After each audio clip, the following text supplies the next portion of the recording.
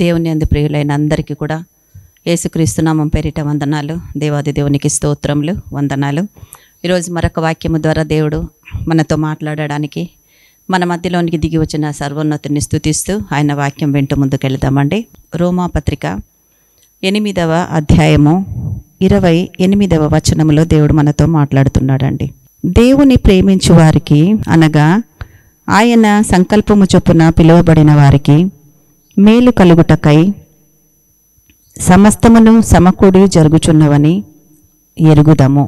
దేవుడు ఎంత చక్కగా మాట్లాడుతున్నాడు ఈ వాక్యం ద్వారా. ఎన్నోసార్లు మనతో మాట్లాడి ఉండొచ్చు, కానీ ఈరోజు మళ్ళీ కూడా మాట్లాడుతున్నాడంటే దేవుని ఆలోచన ఎటువంటిదో గ్రహిద్దాం. మనం దేవుణ్ణి ప్రేమించు వారికి అంటే నాకు కష్టం వచ్చింది, శ్రమ వచ్చింది, బాధ వచ్చింది, ఇరుకు ఇబ్బందుల్లో ఉన్న, లేమిలో ఉన్న, కరువులో ఉన్న అనేది మనం అనుకుంటున్నామండి. అనుకుంటున్న సమయంలో నువ్వు దేవుణ్ణి ప్రేమిస్తున్నావమ్మా, నువ్వు దేవునికి దగ్గరగా ఉన్నావు, దేవుని యందు విశ్వాసం ఉంచి ఆయన మహిమపరచాలని ఆయన ఎన్నుకోబడిన బిడ్డగా ఆయన చేతుల్లో నువ్వు ఉన్నప్పుడు నువ్వు ప్రేమిస్తున్నావు అంటే దేవుణ్ణి నువ్వు ప్రేమిస్తున్నావు అని నువ్వు గ్రహించడానికి దేవుడు చెప్తున్న మొట్టమొదటి మాటని చదవబడిన వాక్యములో దేవుని ప్రేమించు వారికి అనగా ఆయన సంకల్పము చొప్పున పిలువబడిన వారికి అంటే ఒక నమ్మకము కలిగి దేవుడు నీ దగ్గరికి శ్రమలైనా శోధనలైనా ఏదైనా కానివ్వండి నీ విశ్వాసమును బట్టి ఒకటి నీ దగ్గరికి అలో చేస్తున్నాడు. అంటే నీ యందు నమ్మకం ఉంచి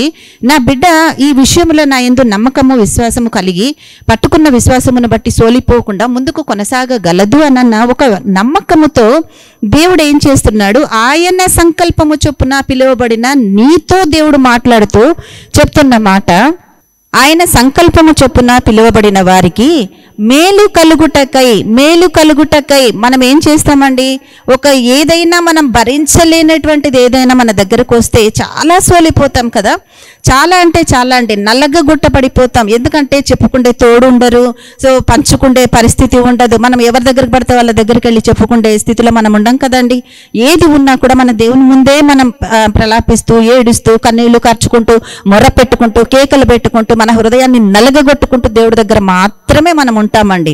కాబట్టి దేవుడు ఏమంటున్నాడు, నాన్న నువ్వు నా సంకల్పము చొప్పున పిలువబడ్డ బిడ్డవమ్మా, నువ్వు నా సంకల్పము చొప్పున నేను ఎన్నుకున్న కుమారుడయ్యా నువ్వు, కాబట్టి భయపడకు. అందుకే నా సంకల్పము చొప్పున నువ్వు పిలువబడిన వారికి మేలు కలుగుటకై నువ్వు ఈరోజు ఏ పరిస్థితులలో ఉన్నావో ఎల్లకాలం ఆ పరిస్థితి మీతో ఉండదని దేవుడు మాట్లాడుతున్నాడండి.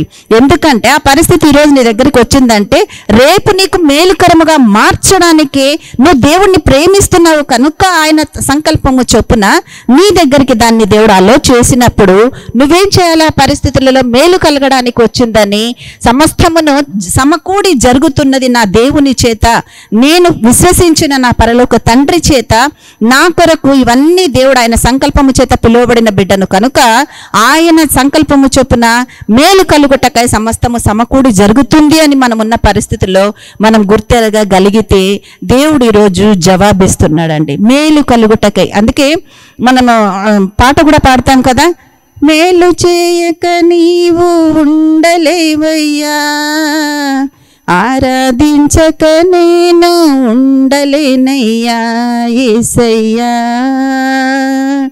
యేసయ్యా యేసయ్యా యేసయ్యా. పాట నోటి నుంచో నాలుక నుంచో వచ్చేలాగా కాదండి, హృదయంలో నుంచి విశ్వసించి మనం పాడినప్పుడు. అంటే మేలు చేసే దేవుడు అండి మన దేవుడు. బైబిల్ అంతా కూడా దేవుడు మేలు చేయడానికి వచ్చాను, నిన్ను ఆశీర్వదించడానికి వచ్చాను, కీడు నుంచి తప్పించడానికి వచ్చాను, నా ఆత్మ చేత నడిపించడానికి వచ్చాను, నిన్ను బలవంతుడిగా చేయడానికి నేను వచ్చాను, నీకు విడుదలనివ్వడానికి వచ్చాను, నిన్ను లేవనెత్తుకోవడానికి వచ్చాను. ఎన్ని మాటలు దేవుడు మన కొరకు బలపరిచి మాట్లాడుతున్నాడు. ఇటువంటి గొప్ప ఆశీర్వాదము దేవుని కృప మనకందరికీ తోడై ఉండి ముందుకు నడిపించును గాక. ఆమేన్ ఆమేన్ ఆమేన్.